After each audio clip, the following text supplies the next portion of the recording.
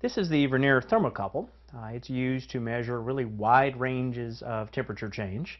The real advantage of this is if you want to be able to measure something as high as a flame temperature, you can actually do this.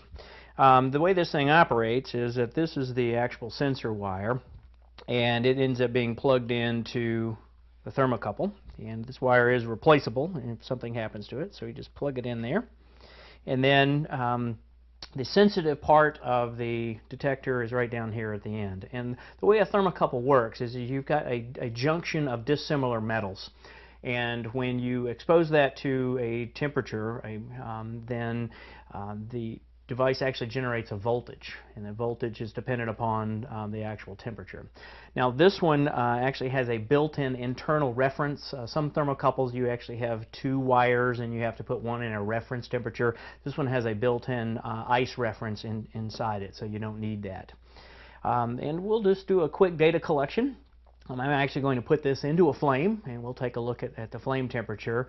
But you can also go down as low as liquid nitrogen, so you could actually put it into liquid nitrogen. So it's minus 200 degrees C to 1400 degrees C is the operational range. So let's collect some data. It's an analog sensor, so I need to plug it into one of the analog ports, like channel 1. And we see our meter reading there. And if you look in the upper right corner of the screen, we see the default collection parameters, which are time-based, 2 samples per second, 180 seconds. This is the same setting that you would find with any of our temperature sensors or probes. They all default to a 3-minute time graph.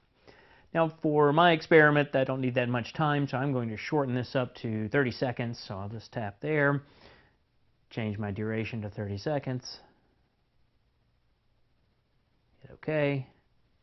We're ready to collect data, so I'll press the collect button and then hold it into the flame.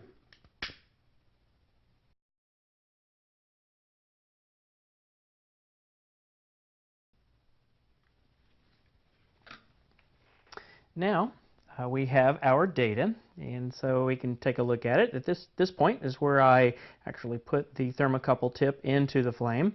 So it begins to rise pretty rapidly, and then it kind of levels off up there, and so it gets to some constant temperature. We might be interested in that.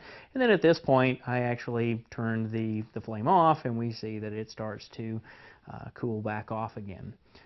For the analysis on this, probably we'd be interested in what was that maximum temperature. How hot was it in the flame? So this is a great use of the stats function. So I'll go to statistics, click there, and the maximum temperature was 877.3 degrees Celsius at 15.5 seconds. The vernier thermocouple, it's used for really wide ranges of temperature measurement, down to 200 below 0 Celsius, up to 1400 degrees, so down to liquid nitrogen, or if you wanted to place this into a flame or an oven, this would be the sensor you would use for that. For other uses, you might take a look at the Vernier website.